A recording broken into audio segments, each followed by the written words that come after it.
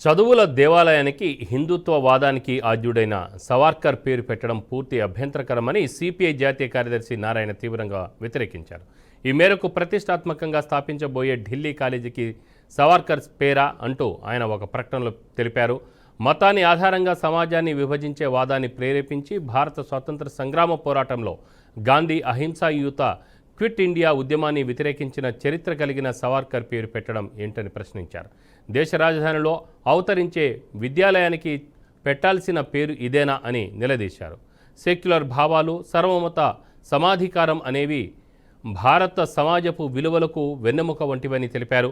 వాటిని వ్యతిరేకించి ఉద్యమాలు చేసి చివరకు మహాత్ముని హత్య కేసులో కూడా ఒక నిందితుడిగా అవమానించబడ్డ సవార్కర్ పేరా సరస్వతి దేవాలయానికి పెట్టవలసిన పేరు అంటూ మండిపడ్డారు. ఇది చూడకుండా ఉంటే గాడ్సే పేరును కూడా ఏ విశ్వవిద్యాలయాలకో ఉన్నత సంస్థలకో కూడా పెట్టే అఘాయిత్యానికి నరేంద్ర మోడీ ప్రభుత్వం రంగం సిద్ధం చేయగలదని తీవ్రస్థాయిలో సిపిఐ తరఫున తమ వ్యతిరేకాన్ని వ్యక్తం చేశారు.